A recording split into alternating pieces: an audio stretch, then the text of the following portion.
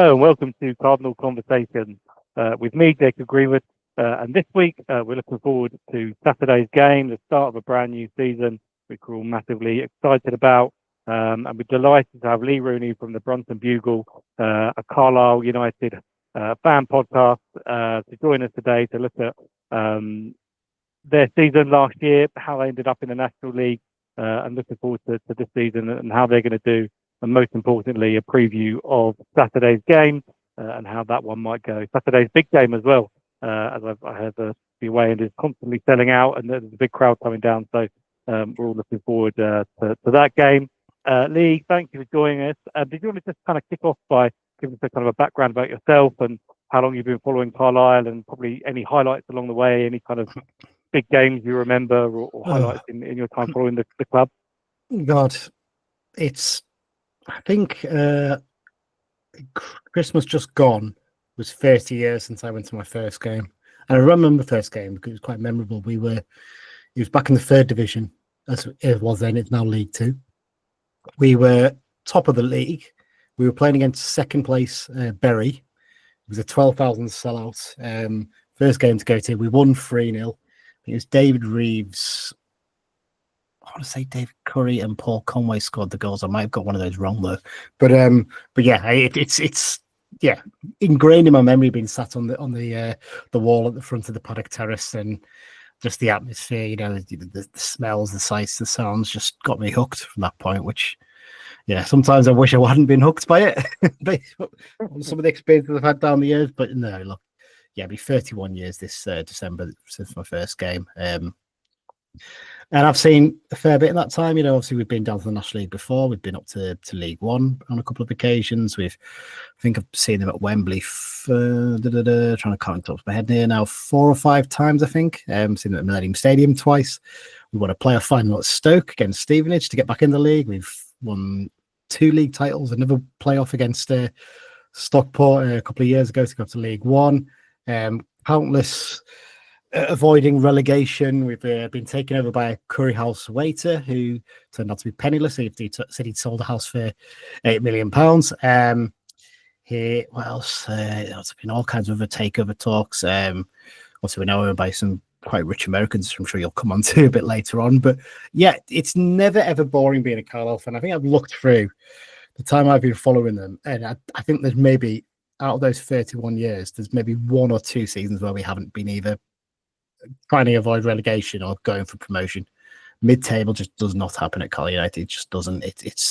There's no boring about following them. And to be honest, I wouldn't have any other way because it is interesting. It keeps you going. And the thing with Carlisle United is we are quite an isolated club in the sense, we are. I mean, there's an argument we are the only professional club in Cumbria. I'm sure some Barrow fans might disagree. Some Barrow fans would probably agree because they'd rather be in Lancashire. But yeah, we get a lot of our fan base from across the county and a bit from southwest Scotland into sort of the northeast as well. And when people move away, because obviously work-wise, there's not much work up in Cumbria really, and a lot of people end up moving away to places like I'm in Liverpool myself. Manchester. Obviously, there's quite a big London following we have, and it's a way of keeping connected from where you're from. And I think there always has been that real feeling at Carlisle United. We are the county's team, basically. And yeah, it just is never boring, and last season was more of the same. And unfortunately, I think probably most fans would have accepted a boring season last season of what we ended up with. But we're sort of fingers crossed that we might be able to, lightning strikes twice, and like last time around, get back at the first attempt. Yeah, that's always the dream. Teams are kind of really afraid about getting stuck in the National League, which is it can happen, and then even dropping even lower. So it's it's definitely something that can happen. But I guess that was kind of probably going to be the next question. Really, is kind of what went wrong last season. It's as you say, it's you kind of sometimes see the same team kind of circling the drain in League Two, but Carlisle wasn't one that I picked up on. But was this something that was kind of expected to happen, or was it kind of quite a shock that you guys got sucked into the relegation fight and then it eventually came down? It was quite a shock. To explain how it happened, I need to give the context of going back 2 seasons almost. So obviously you remember the fact that the thing a lot of people realise is that not only did we get relegated last season, we got relegated the season before from League One, having won promotion to League One. Now, we won promotion to League One in the playoff final against Stockport, and Paul Simpson, who, the man who was in charge last time round when we came back up for the National League.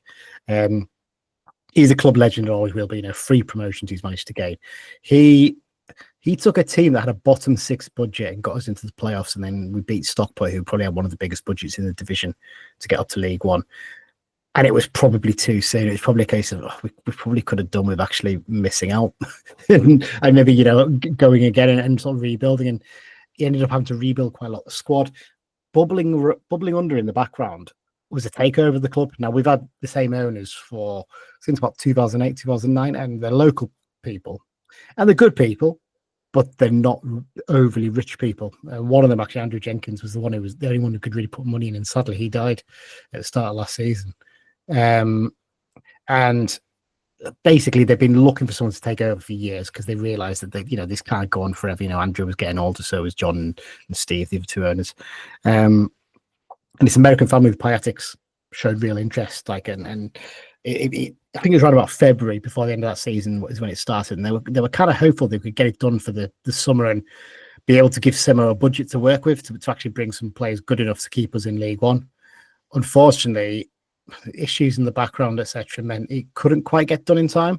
So Simo was essentially having to build a team with a slightly better budget than he had the season before, but still probably one of the lowest budgets in the division at the start of the season. And we clearly weren't ready for it. We did okay up until about November. We were sort of treading water a little bit just above the relegation zone. Then Callum Guy got injured for us, who's a vital part of our team. He held our midfield together, and from that point onwards, teams just cut through us like a knife through hot butter. It was embarrassing at times how poor we became. And yeah, the takeover actually got completed in November. So basically, come January, bang, money was spent, to try and get players into keepers in the league. It didn't work. Is the brutally honest answer. Simo just couldn't turn around that losing mentality. There was a feeling amongst most of the fan base that Simo had been unlucky in the fact that he had such a poor budget at the start of the season. So let's give him a chance to show what he can do at the start, and rebuild the squad properly. With hindsight, and I'm one of the people who thought he should have been given the chance.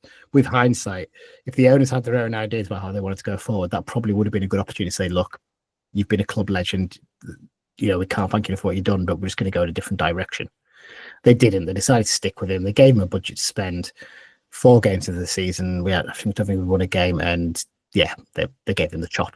And it was that was right at the end of the transfer window. You're like, well, great. Now we're stuck with these players the way Simo wants to play. And you're like, okay, what kind of manager are we going to look at? Someone who can keep us up, but someone who could start to move us forward. They talked about wanting to play a really exciting brand of football. So, okay, fair enough, but we've had a bad start to the season.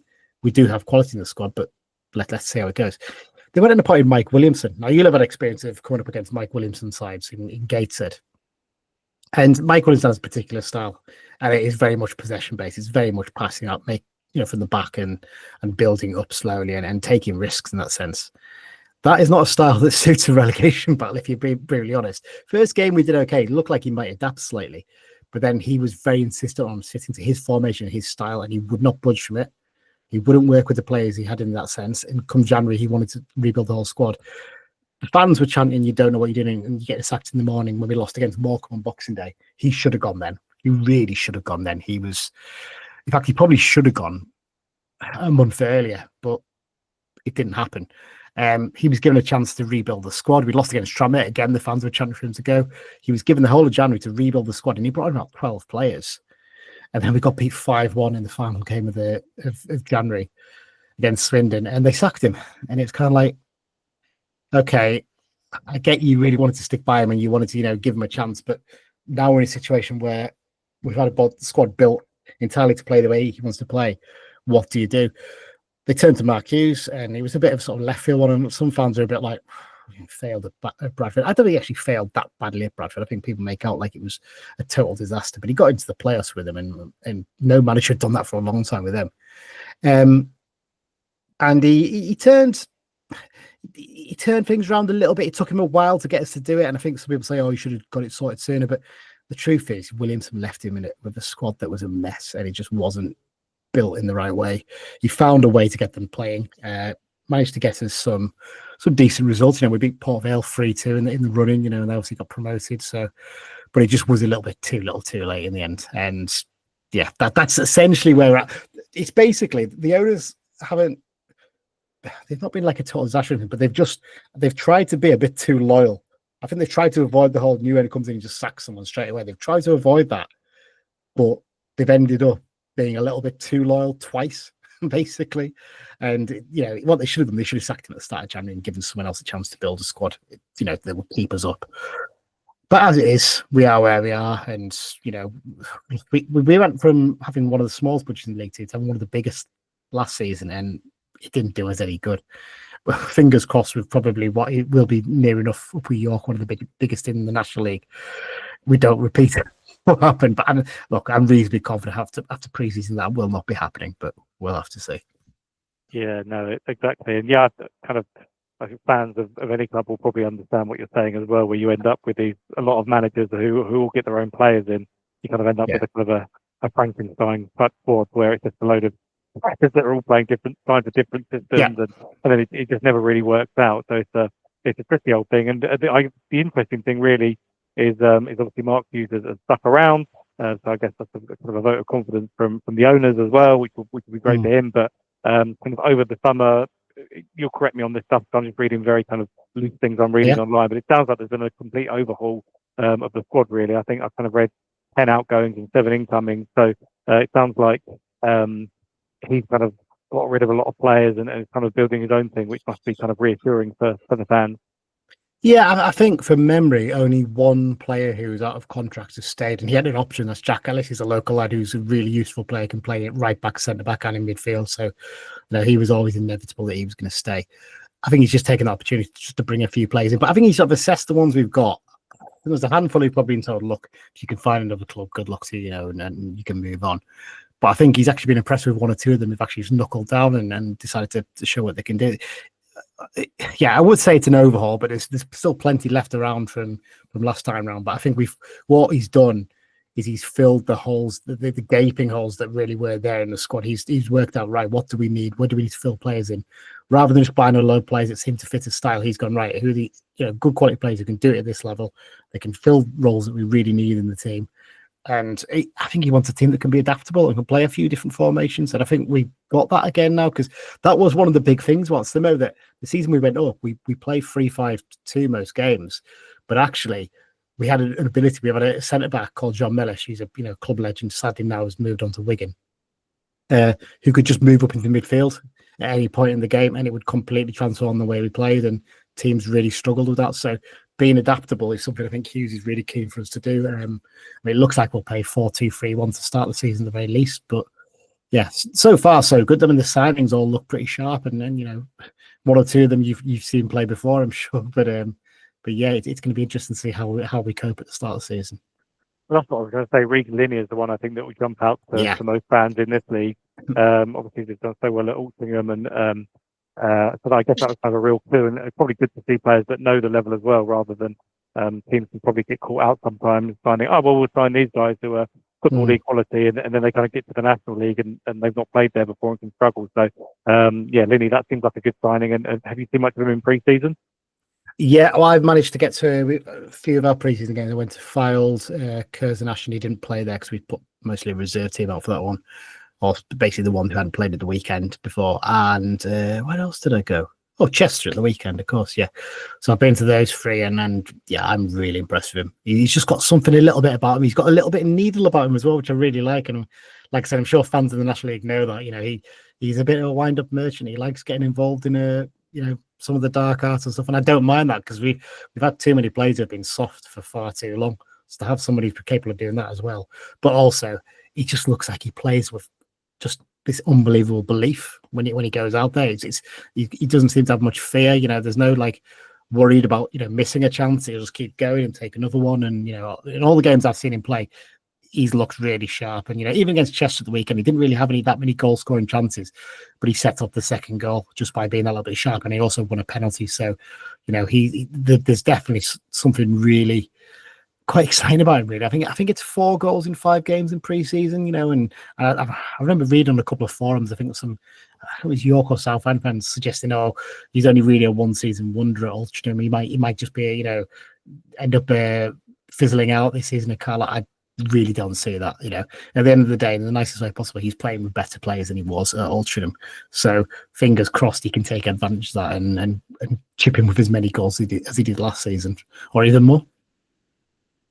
Yeah, it did seem he kind of outgrew Altrincham kind of by the time that they kind of have dropped off a bit. And so, it's interesting to see this kind of thing. I guess one player that played for both, so to speak, is Terrell Thomas, who I guess is probably still a centre-back for you guys. That's where he played for us. I think he was with Woking when he was really young, I think on loan from Charlton. I think it was Charlton he came on loan from. I think that was about 10 years ago now. I think 9 or 10 years ago, he played a few games. I think it was 2 loan spells where he played for Woking, and the fans loved him, and you could tell he was going to go on and be a player. I believe he's one that's been retained from last season. Is that correct? Yeah, he had a 2-year contract. He's been linked with a couple of clubs, though. So Huddersfield were one randomly got linked with him, and then there was a random team in Romania as well, out of nowhere. So I do wonder if his agents maybe touting him around a few clubs just to see if there's any interest at all. But I quite like Terrell. I think he's got real quality on the ball. You can see that he plays very calm, and he's pretty good with both feet, playing out from the back. He's got a bit of a weak spot with balls over the top. I don't know what it is. It just feels like he misjudges the flight of the ball a bit too often for a big centre back, really, and it's a little bit frustrating. If he sorted that part of his game out, I think he'd look a lot better. And look, he's almost certainly going to be starting at the weekend. He'll be the left-sided centre-back for us. It's just a case of whether Aaron Hayden, someone you'll probably have come across when he was at Wrexham. He's in his second spell with us now. It's either him or Bevis Mugabe, who we signed in the summer Ugandan international. Will probably start alongside him. It's hard to judge. But, I mean, he's looked sharp in pre-season, but then we've had a 17-year-old kid playing a lot of games in pre-season, Hayden Atkinson, and most of our fans are saying, well, if he started the game against Woking, we wouldn't exactly be disappointed because he's looked really good in the games he's played. I think it's maybe a little bit too early for him, but yeah, he's looked promising alongside Terrell, and Terrell's been really good in terms of as a leader now. He's in his 30s, guiding him through the game as well. But yeah, it will be interesting to see whether he stays on, Terrell, or not. But at the moment, he just seemed like he's going to be here for the long run. Yeah, that's good to hear. It's crazy as well when you've seen players that long ago, and it's like they're still like relatively young. Yeah, it's just like wow, it just shows how young they come out of kind of academies and go on loans. Obviously, that kind of makes a lot of sense. So interesting to see that side of it. And obviously, you mentioned the pre-season side of things. I think there were victories over Chester, Harrogate, Fylde, and Southfield, a draw with Curzon Aston, and a defeat to Motherwell, which is obviously kind of understandable, I guess, given probably their the standard they're playing at. But it obviously sounds like quite a positive pre-season from your perspective. Yeah, absolutely. There's also a defeat to Newcastle in there as well. We lost 4-0 to them, but they put out 2 very strong 45s, and it was kind of like, strong 11s over 2 45s, and it was kind of like, oh, right, okay, that's a bit of a football lesson for us. But yeah, Motherwell also, with the Scottish League, they start 2 weeks earlier, so they were 2 weeks ahead of us when we played them, and they only beat us with a penalty. So we're reasonably happy with that. The Curzon one, like I said, was a weird game because it was a mishmash of the first teamers who didn't play at the weekend against Harrogate with a load of youth team players essentially, and frustratingly, we should have won it comfortably. We dominated the game, but one of the youth team lads made a couple of mistakes to give away a penalty and a underhit back pass, and that cost us the chance to get the victory. But it's encouraging. Like we played some really nice stuff. We dominated games, and what the thing that's really stood out to me is we've got pace in the team again now and a bit of power, because we really lacked that in the last couple of seasons. We've only had 1 or 2 players who could maybe do that, and now we look like we've got a team packed with players who can do that. Against Files, the first one I went to, our front line was Ajiboye on the right again. One probably you've seen play for Sutton in the past. Quite a lot of them actually played down at your level. Elliot Embleton, who we signed from Blackpool in January, who had a really tough first half of the season with us in the second half of last season. A lot of fans would have quite happily seen him go in the summer, but he's turned things around massively in pre-season. He looks so much sharper. Linney on the left, and then Armstrong up front, and they were just chasing after every single ball. And Fylde were trying to play what we call Williamson ball in terms of trying to play out from the back, and they just couldn't because we were constantly on them. And it was really encouraging to see that in playing in that way. So yeah, really, really positive in terms of the way we've played. There's still slight concerns. There's still a feeling that there's maybe a gap in the midfield. With that sitting two, we've got Callum Whelan's going to be one of them. Again, someone who's played at this level before. He was excellent for Gateshead, a couple of seasons ago. He's looked a real find for us. He's basically one of the first names on the team sheet now. But who's going to play alongside him is the big question. We've got Jack Ellis, who's filled in there a bit in pre-season, but he's not really a midfielder. Josh Grant, who was at Weirdstone last season, we signed him. He's not fit. He's played a couple of games and then got injured. Ethan Robson's never really settled with us. It's a strange one with him. And that's really it in terms of options in there. And, we've been looking at one or two players. We had Harvey McAdam on trial from Morecambe last weekend against Chester, who looked good. I think that's the one area where I think Hughes is really keen to get someone tied down to play alongside Whelan. But bar that, we look strong in most positions, and it feels a lot more encouraging than last pre-season. I went to watch us play at Rochdale last pre-season. Obviously, we were League Two and they were National League, and we were awful that day. I think it finished 2-1, and we really weren't good. And I remember me and my mate thinking, this could be a tougher season than we think here. We don't look like that. We'll start with a midfield that looks good, potentially, bar that one player to fill in. Whereas last season, we had a midfield that looked awful at the start of the campaign. So we will have to see, but we're hopeful at the very least. Good. It's always hard to tell with pre-season. I think if you have a bad one, it is kind of noticeable, and you kind of think, kind of preparing for the worst. So I guess that kind of leads on to Saturday. I guess a lot of fans are probably quite optimistic and based on obviously the pre-season and the signings and some of that stuff. So how do you see kind of Saturday unfolding, and what your kind of hopes and expectations from the game? I think the team that played at the start against Chester is more or less the team that will probably start working. You've got Gabriel in goal, who's a local lad. He's come through the academy. He's a fantastic goalkeeper. He probably should be playing at a high level. He's got an absolutely dreadful, 1980s mullet hairdo, but so he'll get some stick for that, I'm sure. Archie Davis will be a right back, Cammy Harper at left back, and then off Thomas and Hayden in the centre defence. It's that position alongside Whelan that I'm still not sure about. Whelan will start, and then it's either one of Ellis, Robson, or a new signing if we manage to get someone sorted tomorrow. And then obviously the front four, Luamba played on the right against Chester. I wasn't that convinced by him, whereas Ajiboye looked so much better when he came in. So I think Ajiboye will come in for him. So that's more or less the team that will start. And I think if it can really get going early on and play with the pace that we've got and a bit of power, we need to get off to a good start. When I look at the opening fixtures, I think we worked out on the preview the other day. I think in our opening 7 games, we play 5 teams who've got the lowest odds to win the National League this season. So it's a big opportunity in our eyes. And also, we don't play anyone who was in the top 10 last season until 11 games in, and that's York.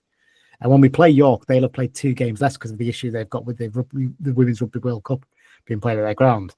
So these opening 10 games do feel huge for us. They really, really do. It feels like we need to get off to that good start. And it's frustrating when you look, our opening month, our first 3 away games are yourselves, Wealdstone and Sutton, all in August. We've got 3 trips basically down to London effectively for the first 3 games, and then Brackley as well on a midweek. So getting off to a good start where we're really good. It's hard to say it's come across as almost as arrogant, but I think a point would be a big disappointment for us on the opening day. I think we're going there thinking, right, we need to get 3 points and set a marker down from the very start. We don't tend to start seasons very well. I think we've only won 2 of our last 10 or something opening days of the season.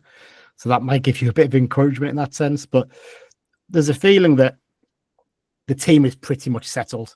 And that's encouraging because at the start, as I mentioned, the start of last season, we went to Gillingham. And our midfield 3 was Neil, Vella, and Ben Barclay. So Josh Vella, Harrison Neal, and Ben Barclay. Josh Vella and Harrison Neal are very much sitting holding midfielders, and Ben Barclay's the centre back. And we looked so poor. And whereas this season, like I said, the overall team balance looks so much better. Hughes is really clear what he wants. And look, the fans are really. I think the fans are. I've got more excited about it than I think originally they were. I think there was a frustration that we managed to get ourselves relegated when we've got new owners who've come in and put in something like £12 million into the club in total. It's incredibly frustrating. But I think there's kind of feeling like, well, it's another adventure. Let's go down and enjoy it. We sold, like I said, 900 already. We'll probably take over 1,000, and that's probably going to be quite common throughout the season. We sold 3,300 season tickets, so more than we did last season even. So the fans are really behind it. The owners are really positive people, and the fans generally like them. They're good people. They want the club to succeed. I just think there's a hope that we can somehow get ourselves off to a good start for once at the start of a campaign.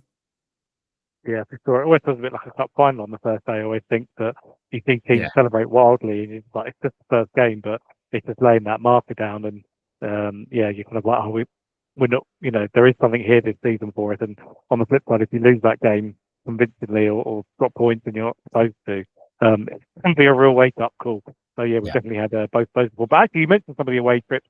Obviously, no one wants to be relegated, especially a couple of times in a few years. But is there anything you're kind of looking forward to this season? Any kind of teams you're looking forward to visiting? I guess there's no real derbies in your part of the world, as you mentioned. But I don't know if there's any other clubs that you're kind of looking forward to coming up against. Well, it's funny because last few seasons we've had a Cumbrian derby against Barrow, but it's 84 miles to get to Barrow. It's actually closer to drive to Morecambe than it is to Barrow, because you have to go down and across, basically, whereas Morecambe just down a little bit further. Gateshead's one I think some fans are looking forward to because it's relatively local for us. It's 59, 60 miles across the A69. So we're playing them on Boxing Day, frustratingly, which is really annoying because I think a lot of fans were looking forward to going on the train. As it is, we're playing them on Boxing Day. But, this sounds crazy probably to you to say this, but we will sell out the 4,000 allocation for that. No bother. We really will, because a few years ago we played Bolton and we took 4,000 there. First time we'd ever been to the what used to be the Reebok, and then we did the same with Wigan. First time we went to the DW Stadium. So for a localish game where it's the first time we've been in years or first time we've ever been, we always take a big following. Our fans are just nutters.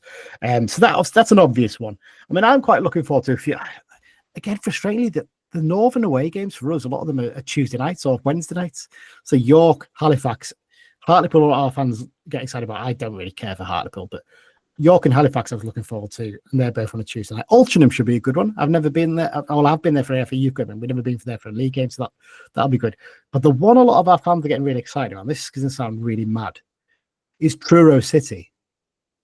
Because it was almost used as like a dig towards the end of last season. Fans when we go down, I enjoy Truro City. And we were all like, yeah, we will. That's like quite an exciting journey. Like it's not the longest journey annoyingly, because that's Gateshead to Truro, but it's one of the longest journeys in English football, and it's our last away game basically. It's the second last fixture, so we're pleased with that. It's going to be in April and not in the depths of winter.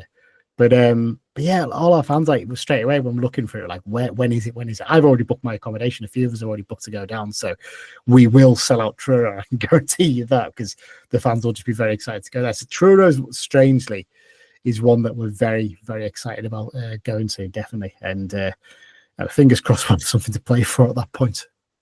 Yeah, exactly. The weather should be good as well, which kind of always helps with some of those trips into places like that. But that's what I quite like about the football pyramid, is as cruel as it can be, especially when you're sliding through it. I think sometimes when you come into the orbit of teams you would never normally come up against in a league, Truro are never going to be in League Two.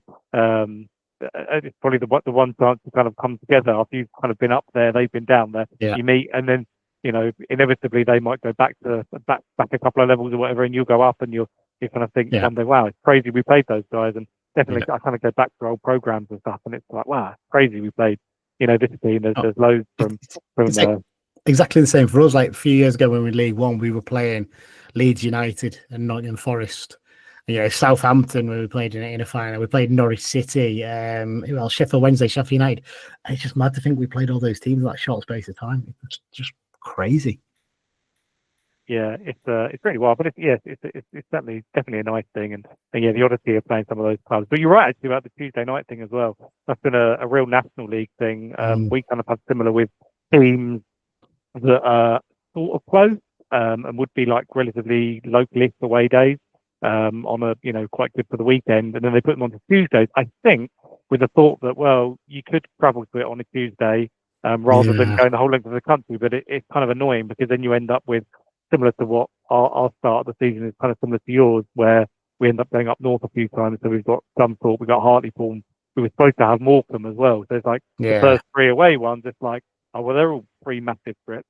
Whereas actually one that's like relatively near London or not, only a couple of hours away would have kind of been, kind of preferable on a Saturday. But a lot of those ones are kind of pushed to Tuesday. So unfortunately, that's the quirk of the National League, and they give you kind of derbies on Boxing Day and all that kind of nonsense. So you want to get promoted to escape that kind of nonsense from those guys. But anyway, thank you very much, Lee, for joining us. No problem. Best of luck for the season, and we might talk again in later in the year when Woking are up your way. That is another one I think that clashes with a cup weekend, so that might be pushed to a Tuesday, which would be hilarious. But, the distance that would be covered there, but we'll cross that bridge when it comes to it. But thank you very much, and best of luck. Cheers.